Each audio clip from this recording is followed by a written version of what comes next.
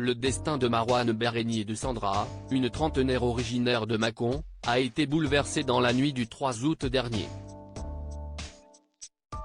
Alors qu'elle sort son chien vers 23 h ce soir-là, la femme de 37 ans est brutalement renversée par un 4x4 Mercedes appartenant à la star de Plus belle la vie, qui sort justement de la boîte de nuit le 400. Sandra est grièvement blessée et transportée en urgence à l'hôpital. Le véhicule responsable de l'accident est retrouvé à une vingtaine de kilomètres à Fleury, dans le Rhône, quelques heures plus tard, sans conducteur à bord. L'acteur, lui, s'est volatilisé. Les enquêteurs finissent par retrouver son corps pendu dans une ferme abandonnée de Corcelles en Beaujolais, le 13 octobre. Le comédien se serait-il suicidé, pensant avoir tué la passante? C'est une hypothèse qu'a soulevée la journaliste Sophie Novakovic dans le documentaire de W9 Marouane Berreni, Que s'est-il vraiment passé? Diffusé ce mercredi 6 décembre.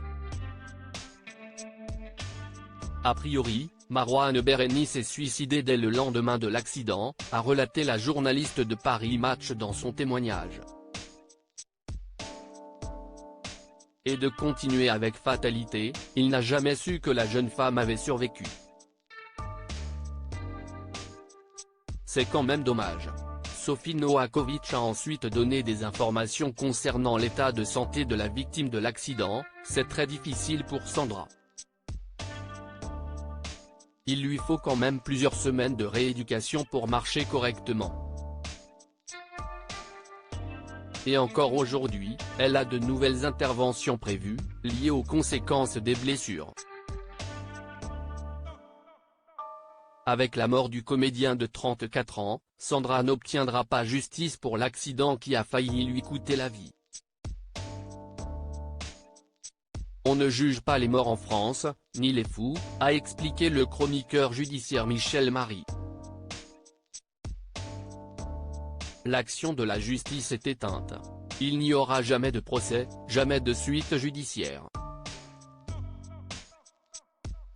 En revanche, il y aura une indemnisation pour la victime à prendre en compte. Supérieure à ces tragiques décès de personnalités qui ont déjà marqué l'année 2023, la victime de l'accident souffre de 14 fractures. Sandra a décidé de témoigner à visage masqué dans le documentaire de W9, revenant notamment sur l'accident qui a fait basculer sa vie. Ça a été très rapide. En traversant, j'ai bien regardé qu'il n'y avait personne et, arrivé vers la quasi-fin du passage piéton, 2 phares s'allument, a-t-elle détaillé, en se remémorant la grosse voiture, qui, fonçait sur elle.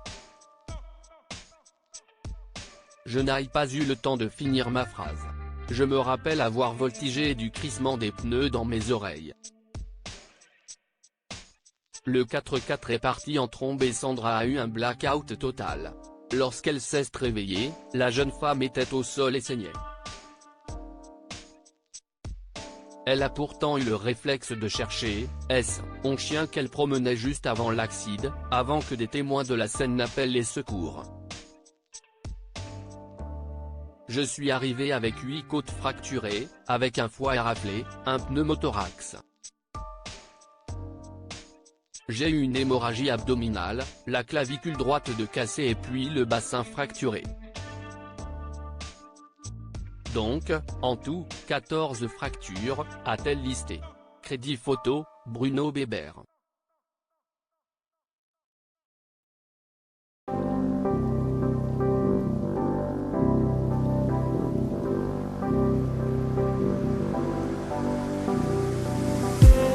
I just need